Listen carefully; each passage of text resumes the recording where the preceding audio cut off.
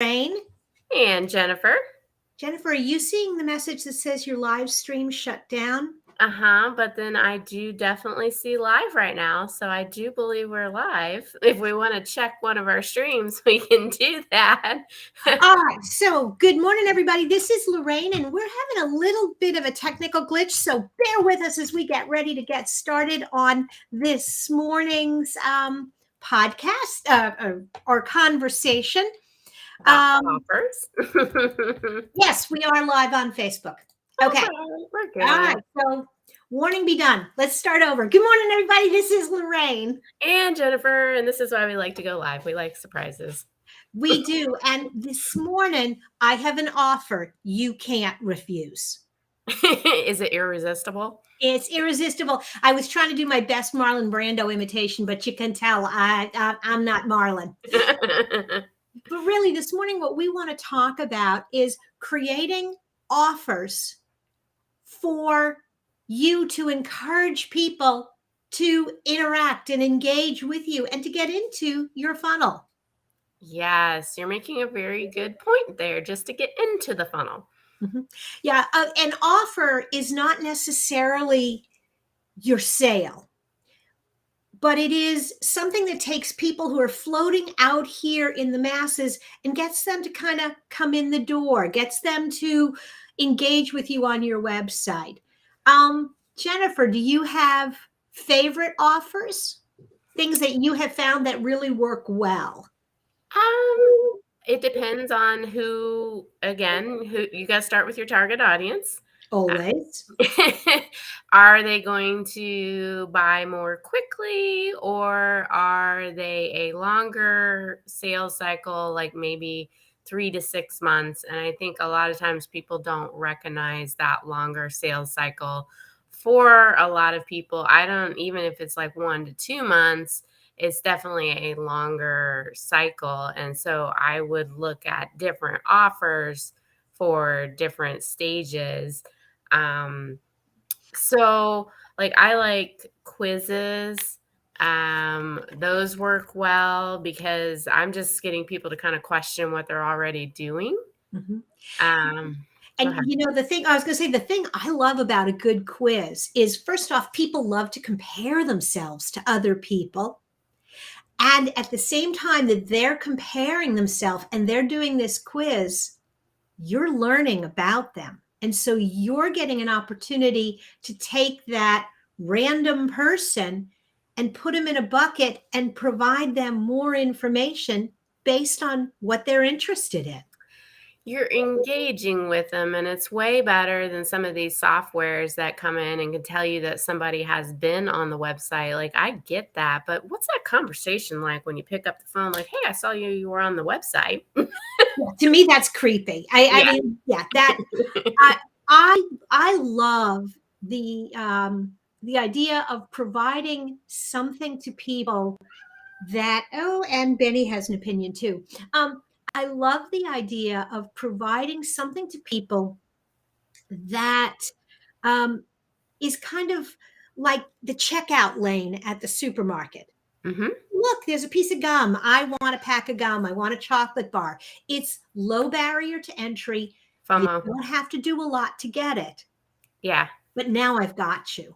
So I think that is a topic of bringing up, like, us as marketers kind of defining like what is actually a good offer in terms of, like, contact us, sign up for my newsletter. Those are not good offers. Something of value. 20 years ago, sign up for my newsletter was interesting because you weren't inundated. But today, people are less likely to sign up for your email and more likely to discover what 100,000 other business owners already know. Yeah.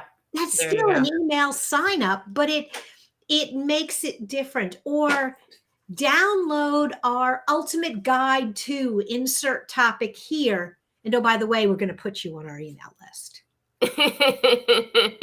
Yes. Yeah. So it's got to be something of value that they're going to get. This email marketing, obviously, after the fact, that they're Mhm. going to get inside of the offer. I'm ads person, so I'm like thinking of offers like inside of ads.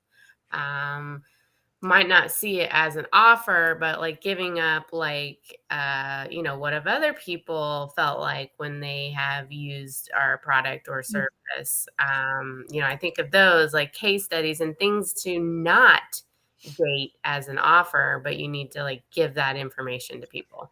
Absolutely. And I think it, at the end of the day, any of these offers, whether you're promoting them on social media or you're promoting them using ads, or even if you go to a networking event and you're handing out your business card, and on the back there is a dedicated page. The trick is that when you bring someone to your website, they're stepping in the door and they're looking around. And that page needs to be singularly focused. It's not an introduction to everything you do. It is about the offer. Oh, you came for the recipe collection. Here's the recipe collection. Not here's the recipe collection and a workout manual. And oh, by the way, you can schedule an appointment. No, no, that doesn't I had do this it. scenario recently, and it was just like that's what. Oh, but we want to make sure the contact us is right there. Okay, well, we will do that, and we'll have it side by side, and we will track how far down the page people actually scroll and Mhm. whether or not they even engage with it. I don't think it's a good idea. It's a particular subject. It was a health subject. People don't make those decisions quickly. Even if they're directly searching for a certain offer, like they're wanting a certain, they're thinking through that process. Absolutely. And you say health. I did a lot of work at one point with a bankruptcy attorney. And he said, their business is a dance. People think they're going to talk to a bankruptcy attorney, then they don't want to. Then they think about it, and it's this back and forth. And so by putting a contact and schedule an appointment right on their homepage, it actually was a real turnoff because the It's first a time sensitive somebody subject. Yes.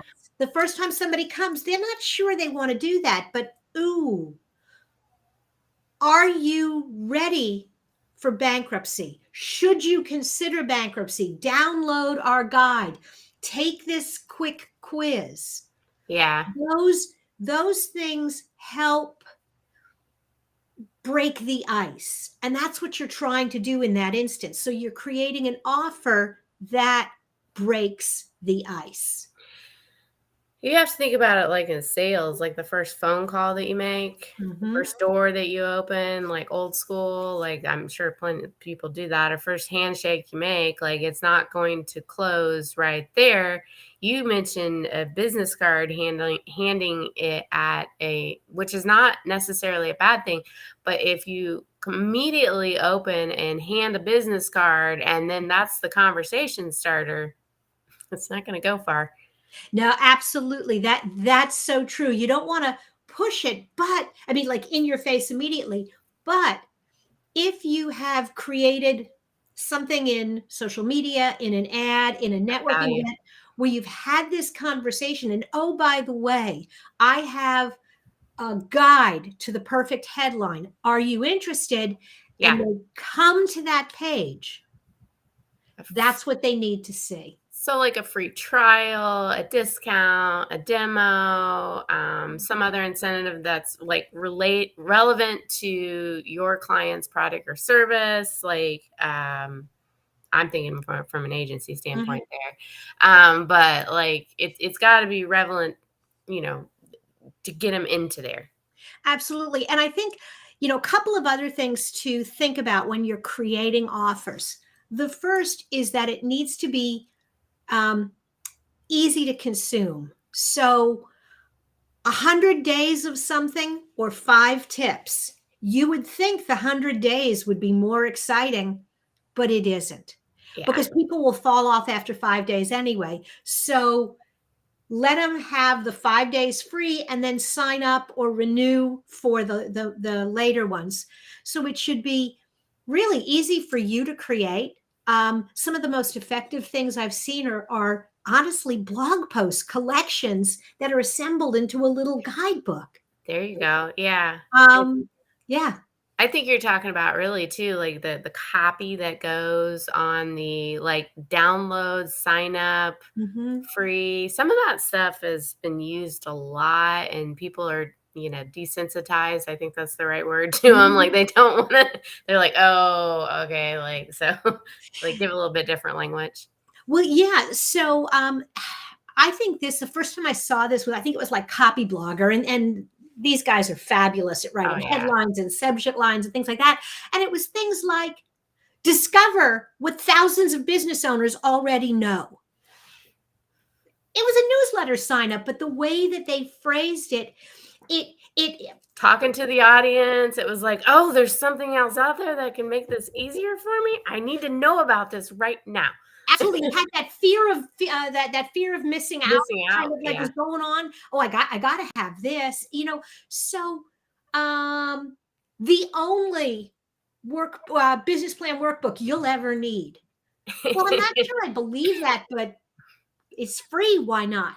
And it's those kind of headlines and offers that really make the difference. And you know We've got an offer.